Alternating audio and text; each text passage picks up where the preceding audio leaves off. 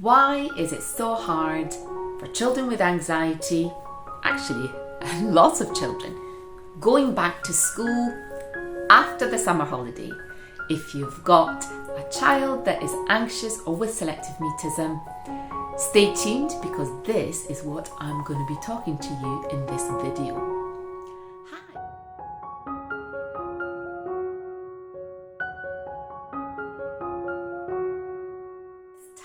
And here in Scotland, children have already been back in school for a week, but I know across the UK and across the world, children will be starting going back to school. But we know that children with anxiety really struggle in going back. Let's analyse together 10 reasons why going back to school is difficult, and also what to do, and think about yourself as the adult that is supporting the child, what you might need to do.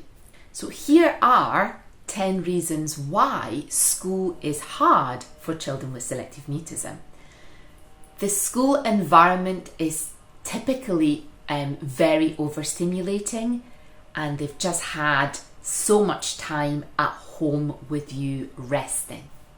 Number 2, the majority, or round about 80% of students who attend school are not anxious.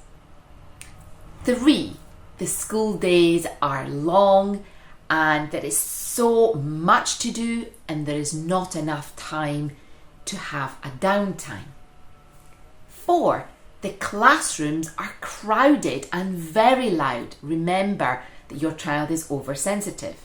Number 5, there are expectations that apply to every child and rules regardless of their personality and traits.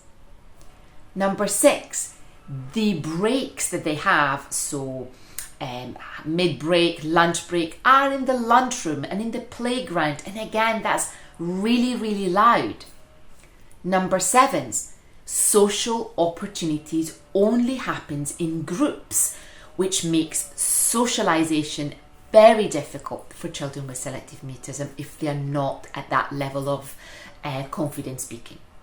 Number 8, there is so much sensory input throughout the day, so they feel a sensory overwhelm. They know that they can't do things and therefore they start feeling guilty.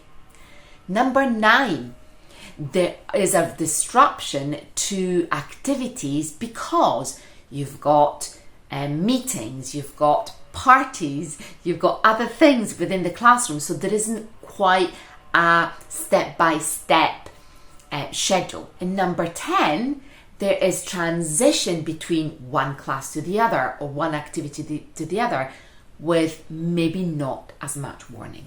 These are 10 of actually many other reasons, and if you've got any other things that you want to suggest, please comment below. I think that it's really important now to concentrate on you, that you are the parent. Try to dial down your own anxieties. Do you have any anxieties? It is natural to feel like that. You might be quite pleased that children are going back to school. They will be having a sort of routine, their homework. But I am sure that you're also worried about all the anxieties around your child's anxieties. So we need to be realistic and try not to catastrophize. It is important that you speak to your child about your concerns without shying away from the reality, but without making it too big. Children pick it up very quickly when you say, "Oh, don't worry about it. It will be fine. You're going to have so much fun."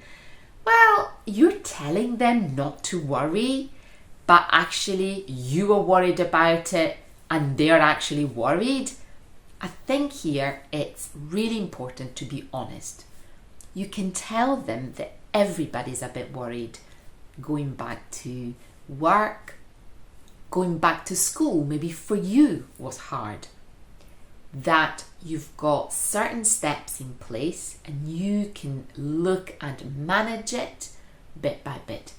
Separation anxiety is a big thing. It's totally normal that your child might be worried about spending time away from you because you've been together the whole summer. They might be able to take in a toy or an object that might remind them of home or something special in the lunchbox. It might be a picture of a smiley face, a picture of your holiday, something that can ease the transition so they don't feel cut off suddenly.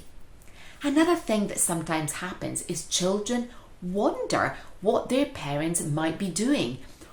You know, you've all been at home, you've all been spending the summer together. Do you know what they might think? What are you going to do without me? So have a conversation about what you are going to be doing. Maybe have a diary, maybe have a calendar. Tell them that while they are at school, you will be doing, I don't know, boring job like ironing, or you're going to be doing, you know, meetings at work.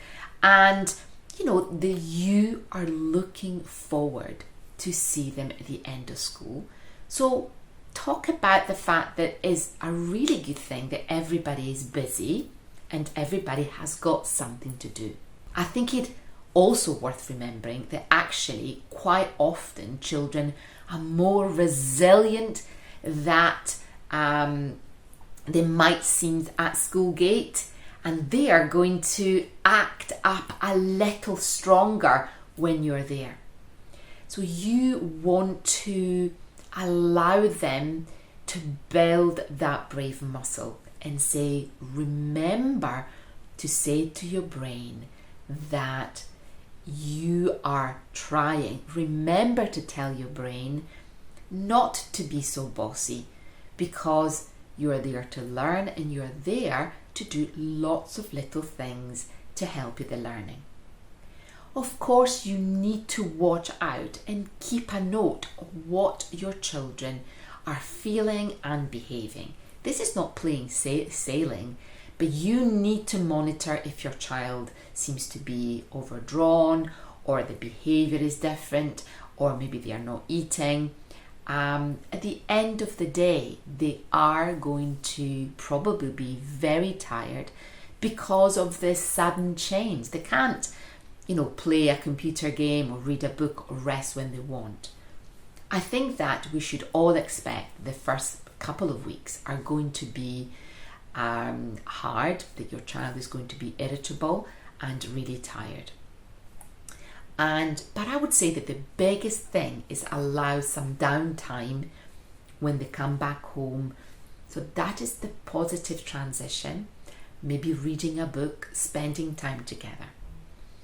And when your child is relaxed, that is when your child will speak, and you need to try to build that time so you're able to pick up of any cues from them, what is happening, and build up on that scale of confident speaking. You need to manage your own expectations. I know that some children will be very excited to be back in the classroom with their friends, but also they would be very worried, thinking, will I be able to talk? Will I be able to do the things that I wasn't able to do in the previous year? And they are going to experience that hot and cold. I know that I want to do it, but I don't know how to do it. So we need to reassure them in a way that it's strong. Remember that you've been building your brave muscle. Maybe you're wondering, because you've never watched any of my videos, what is the brave muscle? And this is something that I talk about in my Steps to Brave Talking course, and parents are invited to learn, but also to take part in a 2-month journey with masterclasses and plan for you and your family in understanding how to support your child overcoming selective mutism and using a family dynamic approach, teaching your child the brave muscle method. At the end of the day, you really want to feel brave and they want to feel brave. So what to tell them? What can you tell them? Is I'm looking forward to hearing when you come home about your day. What was it like? What was different? What was strange? And then we can share what I've also done. You as the adult, you need to manage your own anxiety, because as much as you've got concerns about your child will pick up on it. It is key to try and manage the anxiety that you've got inside in a way that is appropriate. And that means that you want to find time to find that peace, because we need to be the model for our children. We need to say it's going to be hard as well for me. I hope you found this video useful. If so, please share it with anybody that you think might benefit from understanding anxiety and selective mutism. Now, in the next video, next week, I will be talking about strategies that can be used in school for teachers. So invite your teachers, and you will find many videos like that in my channel. And you check out this video here below. Please follow me and subscribe, clicking the bell, because I am going to be posting every week. Take care, and I'll see you next week.